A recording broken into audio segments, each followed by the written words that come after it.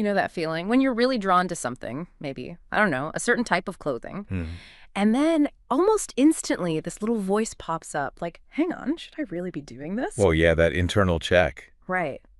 Well, this deep dive is all about exploring that exact feeling, specifically when something we're talking about is cross-dressing.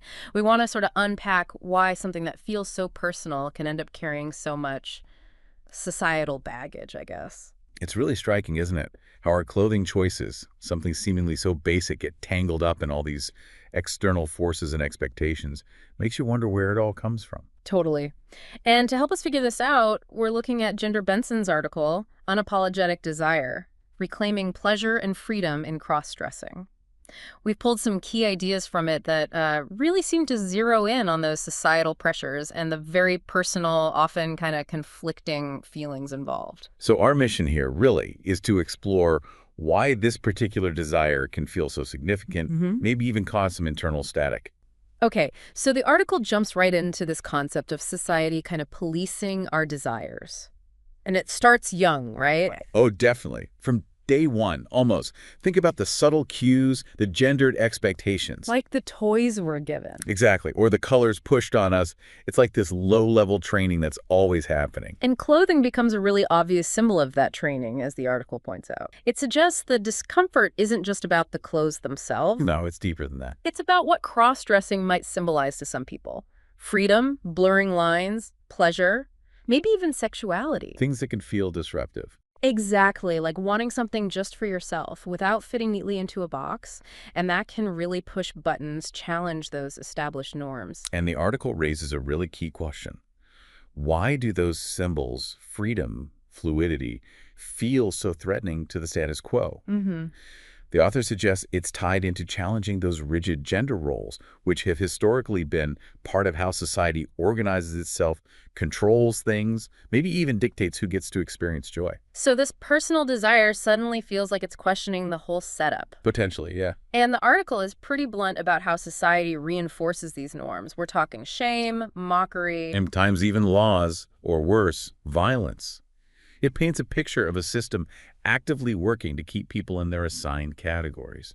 And this is crucial, the author really emphasizes that this whole policing system isn't built on some fundamental truth. No, not at all. It's built on fear. Its power comes from making people believe that their own desires, their inner feelings, could be fundamentally wrong or bad. Which is a heavy burden to carry. And it leads right into the next point.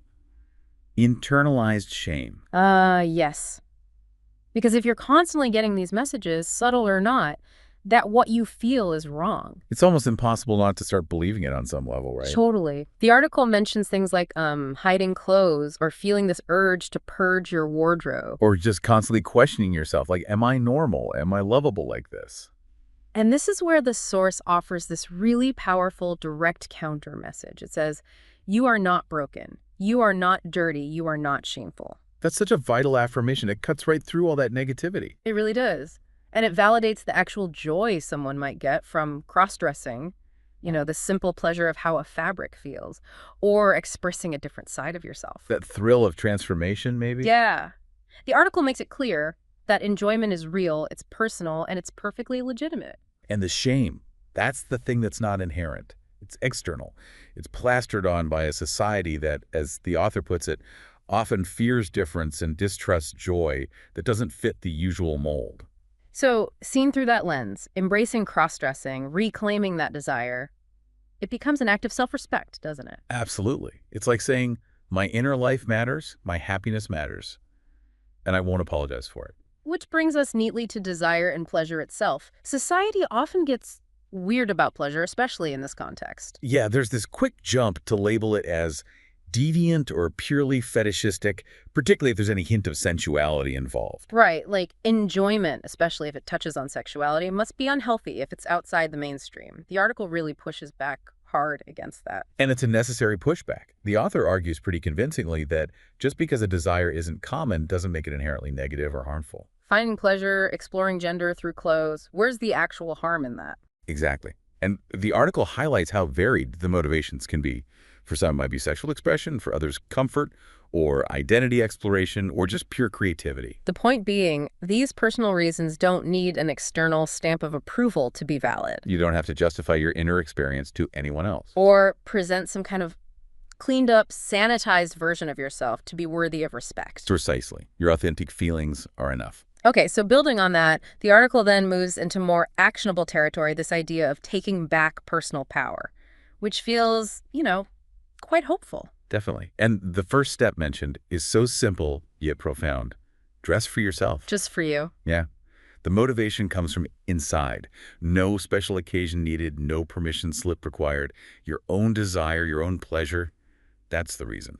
Whether it's subtle, private, or more out there. It's valid either way. Mm-hmm. Then there's the importance of finding community. Oh, huge. Connecting with others who get it, who share that experience, that can be incredibly powerful against the isolation and shame. Just knowing you're not the only one feeling this way. That shared understanding is so validating. It creates a safe space, helps break down that internalized belief that you're weird or alone in it. The article also suggests telling your own story. And that doesn't have to be like a public declaration. It could be journaling. Right, just for yourself. It's about understanding your desires on your own terms, separate from what society dictates, crafting your own narrative. And that leads into set your own standards because the world will always have opinions, right? Always. But ultimately, you define what your expression of femininity or masculinity or whatever feels authentic looks like, free from trying to meet someone else's checklist. Reclaiming that agency over your own identity, your own presentation, saying, this is me, this feels right. Yeah. And finally, the article stresses being kind to yourself. Which is so important. Because it's a journey, isn't it? It's not like you flip a switch and suddenly feel 100% confident all the time. There will be doubts alongside the confidence. So self-compassion is key. Absolutely. Accepting that it's a process of unlearning all that societal conditioning. It takes time, patience, and just being gentle with yourself through it all. And the way the article wraps up is really quite inspiring, I thought. It frames embracing pleasure in cross-dressing, not just as, a personal choice. But as an act of resistance. Yeah, a courageous act against those societal controls that try to limit us. It's bigger than just the clothes. It really is. The author asserts that pleasure isn't weakness. It's actually a form of power.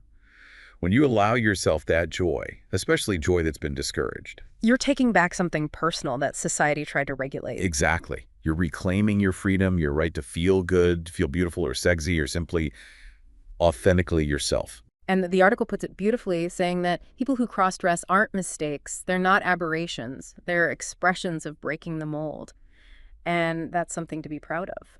That final image it leaves us with. Just that quiet smile in the mirror, whatever you happen to be wearing. Yeah. It's powerful, a personal moment of self-acceptance.